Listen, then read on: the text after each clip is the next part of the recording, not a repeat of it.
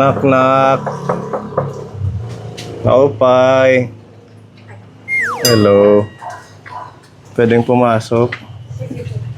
Nasaan si ate mo? Oh.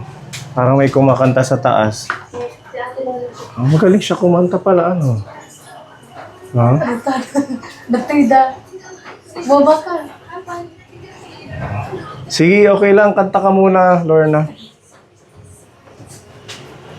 Okay pa tong ilaw? Hindi na? Ayan, maliwanag. Bago yung niluluto ah. Ang baho ng ulam ninyo. Anong luto inyo? Ano po dito? Sitaw po kaya. Sitaw na Tapos may gata. Wow, ang sarap naman. Ano yung sahog? Isda po dito. Isda na Dito po. prito. Maganda yan, masustansya. Kanilang hapunan.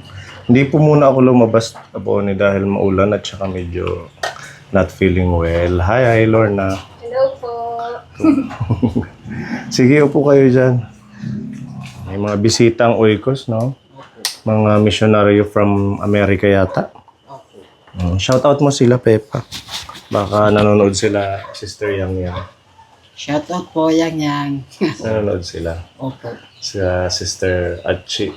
Opo. Si Meta. Nanonood.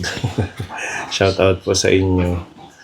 Yan. At least yung pag-mission natin, parang sa inyo din ano. Opo. Parehas ng Parehas. tema. Parehas din po. Parehas pagtulong. Nagpipiling, tumutulong kung ano yung pwede may tulong. Madami silang mga project at saka mission ng mga taga-Oikos. Opo. Ang sarap naman ang ulam nila. Nakakagutom. Talagang everyday na kayo nagluluto. Minsan po. Minsan, pag may time. Yes po. Nabalitaan niyo yung nangyari kay Iman. Nakapost kasi sa Facebook na aksidente siya. Chinat ako ni pinaalam sa akin ni Anto na yun nga, dahil yung kaibigan niya, yun yung nasa ospital. Nakilala si Iman dahil nga nakikita dito sa atin na ang akala ng nakapagpaalam kay Anton na kamag-anak natin si Iman. Pinsan ni Anton. Kaya nalaman ko rin dahil sinabihan ako ni Anton at saka ni Marcia. Tapos yun nga, na-aksidente, binangga siya ng isang nakamotor na lasing. Pinuntahan namin agad ni Marcia kagabi. Yun nga, yung dinalhan ni Marcia ng damit, 2 damit, isang sando at saka isang t-shirt.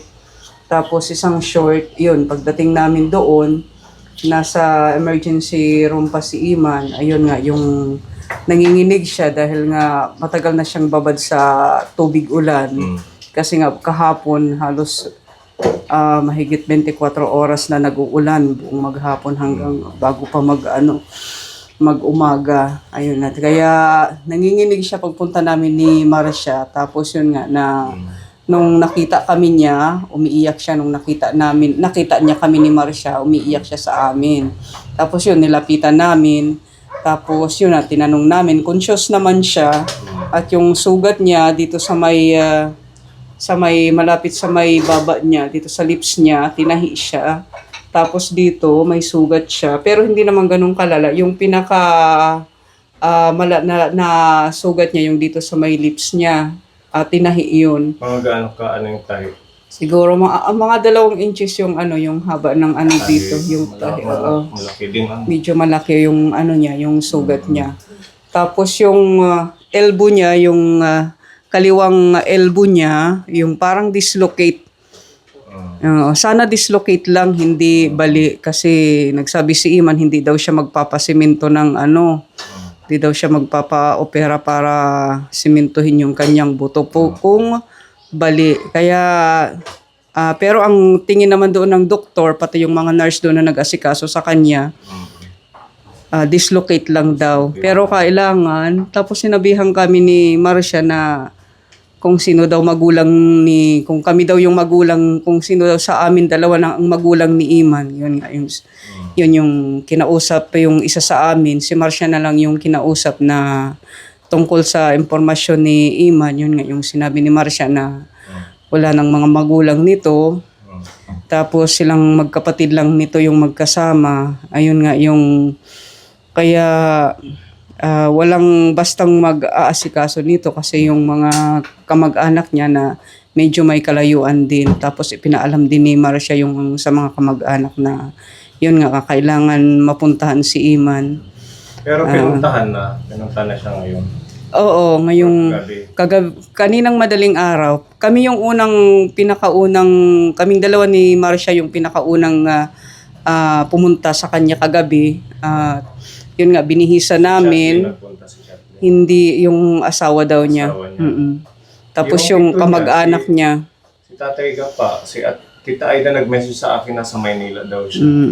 Yun din ang sabi ni Iman, nasa Maynila, yung Auntie Aida niya.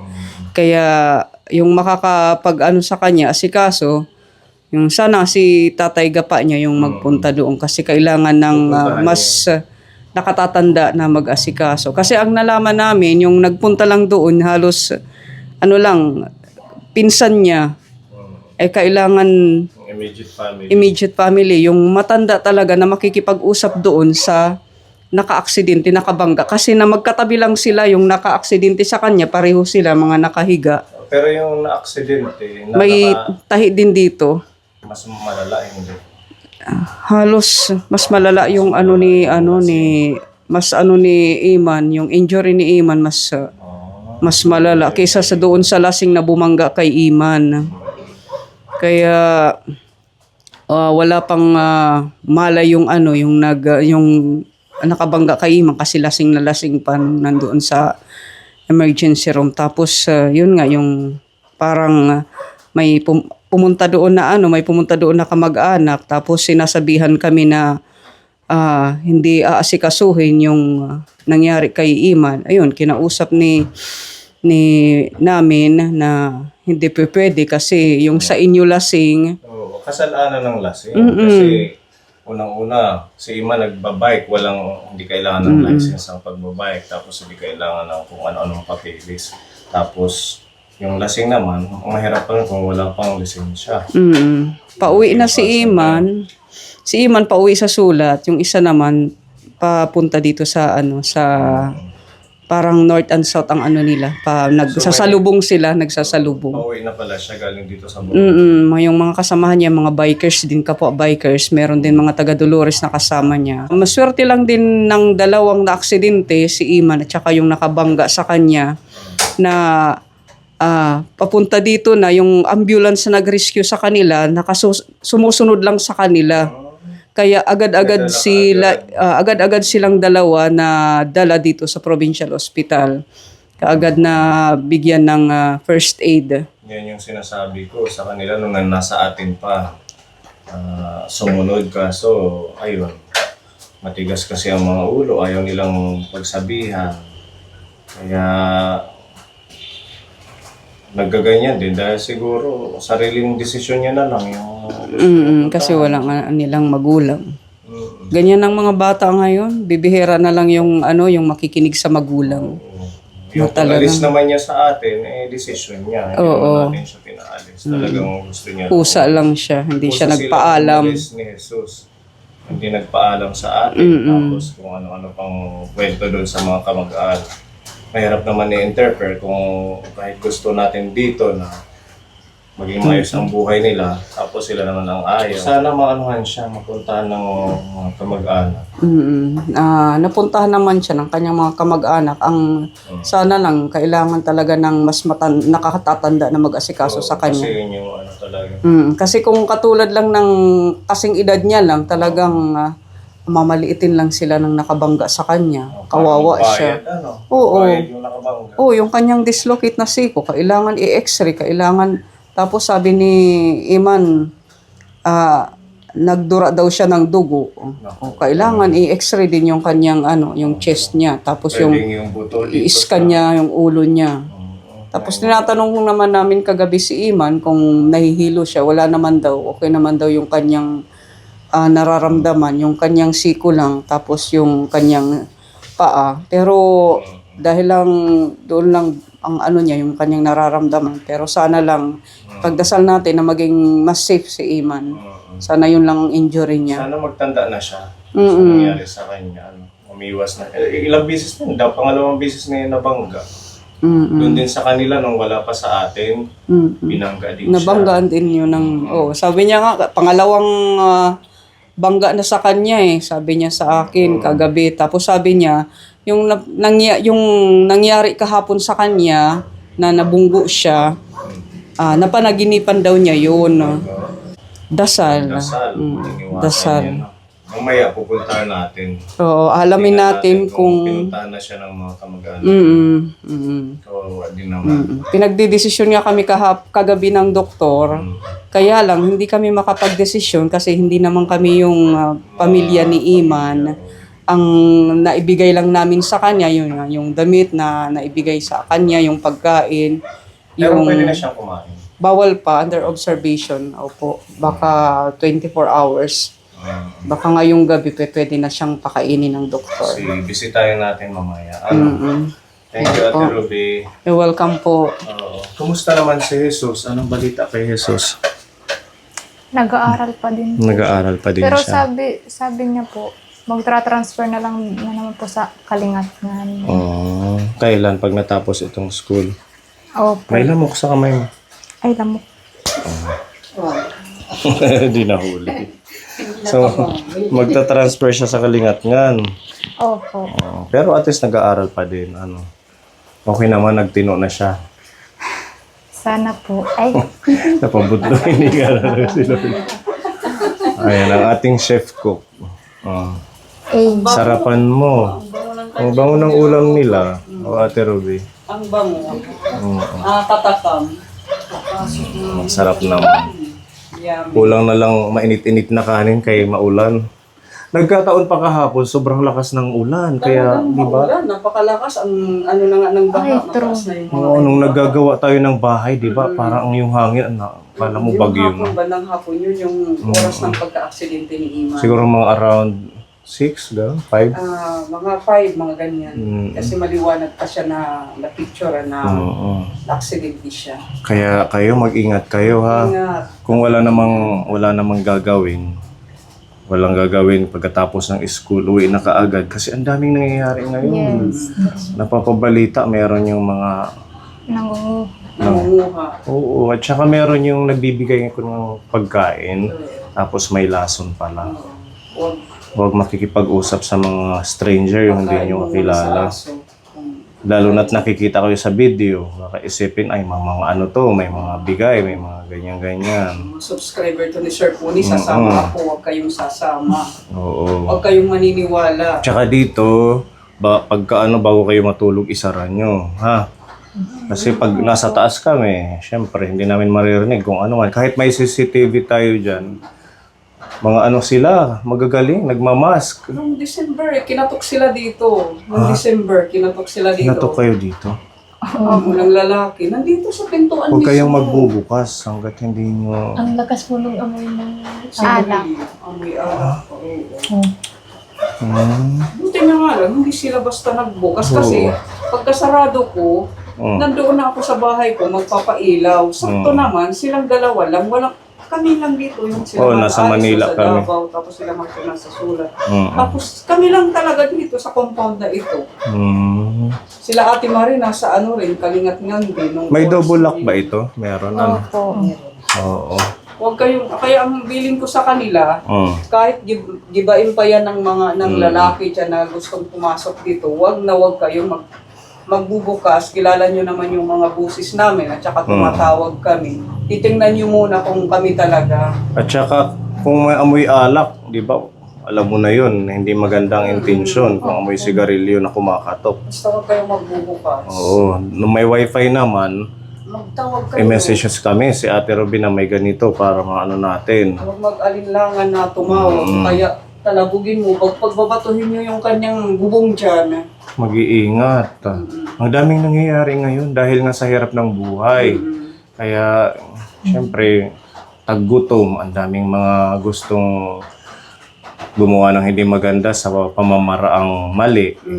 Kaya kayo, maging aware tayo, ha? Ingatan nyo yung mga ano nyo pag lalabas-labas. Samahan nyo rin ng dasal.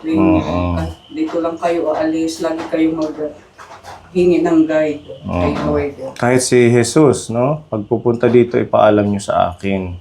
Kasi baka mamaya, di ba, may mga barkada siya. May magsama ng barkada para may dalawang babae kayo dito. Mahirap nang magtiwala kahit man kakilala natin. Ha? So, okay naman kayo dito. Yes po. Mukhang okay. Kasi ang sarap ng ulam. Sabi ko, buti pa sila nakapagluto. Kami wala nang Kan po yan. Kanina po kasi, yun po yung pangkubra po ng ayuda po ng mayor. Ay, oo, nagbigay ng ayuda, di ba? Yung, Yes po. yung si Mayor. Magkano yung binibigay? Percent po, 1.5. 1.5. Yung sa'yo, ganun din. For senior high and college po. Oo, sana all may ayuda. Mayor kami din, para makapagpaksiw din kami. Estudyante lang, ano? Opo. Mga Senior estudyante. high and college sa Borongan. Malaking tulong sa mga estudyante. Yes. Sana all. Ikaw, may ayuda. Sana all. Wala. O, di ba? At least tuloy-tuloy at maraming nagbibigay ngayon kasi mag-i-eleksyon na din. Ay. Tanggapin lang, ha? Tanggapin lang ang mga blessing. Kagaya ngayon, meron tayong blessing. Isang bag na blessing ito, Kapuni, oh. Yan. Lagyan natin dito. Pwede yung patagal ng tasa niyo. Ay. Naka mabasa niyo. So, siguro nanood kayo ng live natin. Nanood kayo? Hindi pa po ko nag-open. Ah, hindi ka pa nag-open. Yan, sakto surprise. Yan eh. Oh, isa para ka lang nag-shopping sa Amerika. Wow. Ayan. Bigay ito ni Tita Easy para sa inyo. Sige, buksan nyo. Isa-isa inyo. Tita Effie. Thank you po. Saan mo na? Bag. Unahin mo yung bag kung anong laman. 9 West. Anong sulat? Ganda. Lorna and Veron. Open it. Wow! Wala siya. My towel and foots. Thank you po, Tita Easy. Thank you po, Tita Easy. Bango. Kaya nga bulsa. Ang ganda. Ganda ano. Ang ganda ng quality. Oh, may pa didi. Mashallah. Papel siya. Papel. Wow! Tada! Meron pang lucky charm. Wala lang. Thank you May po, dollar. Tita Easy. Thank you po. Di ba Lucky dati charm. binigyan na rin kayo ng bag? Yes po. Sino ang gumagamit? Si Ate Lorna po. Ayan, sino nang gagamit? Si Vero. Oh, ingatan mo, bawal to siguro ng maraming laman kasi ano siya. Pipigtas siya. Pang social lang siya, yung mga notebook. Opo, Ano? mga social. Hala, sige nga, isuot mo, Biron.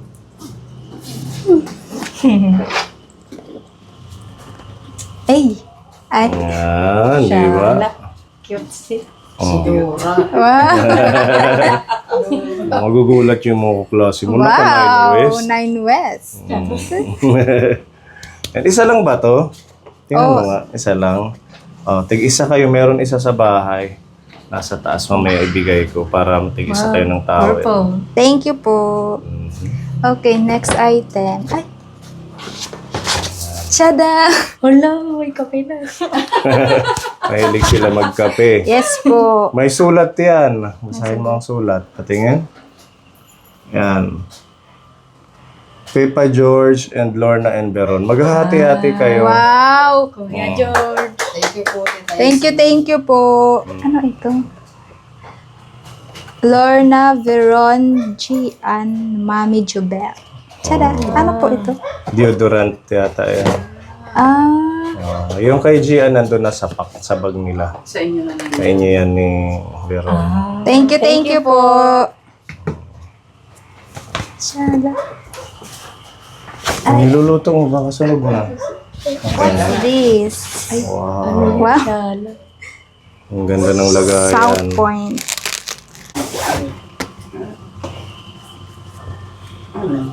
Ano to?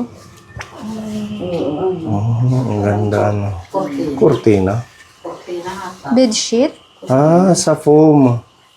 Bed cover. Ang ganda. Punda. May punda. Ang bango. Punda. Yung isa, kumot siguro.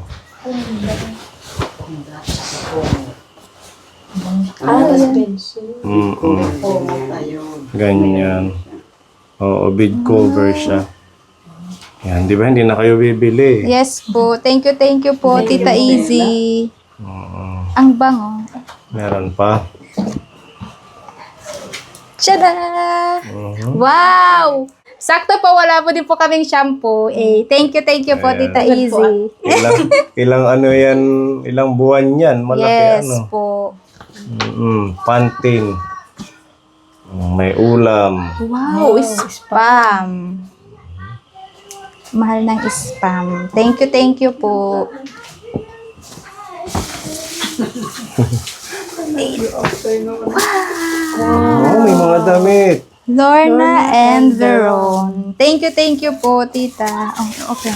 Napapanood yan ni Tita Easy.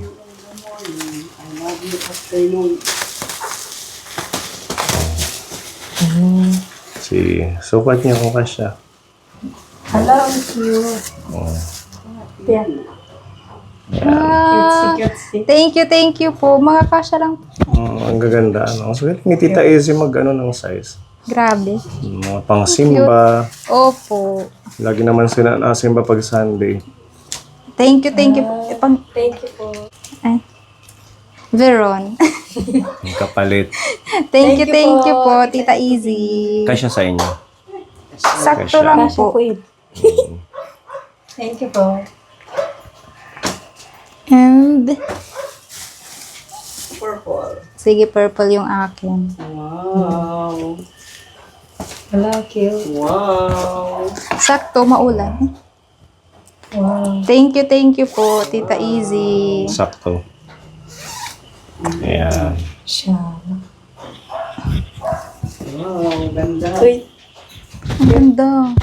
Ang ganda. Tsaka ang lambot. Ano? Opo. Thank you po, Tita Easy. Parang nahag sa katawan. Opo. Cute. Ang ganda. Thank you po. Thank you po, Tita Easy. Ayan. So, meron pa. Oh, so may ano pa. Tuna. Chicken tuna yata yun. Chicken Shanghai. of the sea. Wow. Chicken of the sea.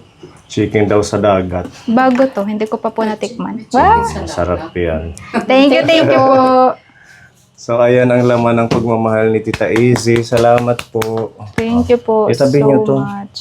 Maganda yung bag. Pwedeng magamit Yes po. ulit. Pagpunta na po Ayan. Maraming salamat, Tita Easy, sa blessing sa kanila. Happy.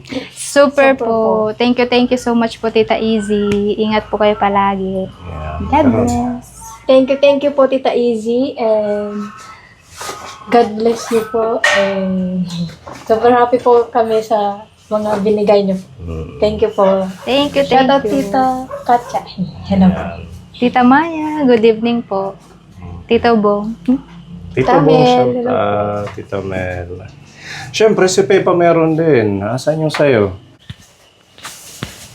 Sinuot niya na yung jacket. Ganito rin yung sa akin. Eh, pabigay din ni Tita Easy. Kasya lang po. Kasya lang. Opo. Hindi ko pang kasya. Maganda. Pang Pag ano, ano yung pag-mission. pang mission para hindi mainit, ano, hindi masusunog sa biyahe. Yan.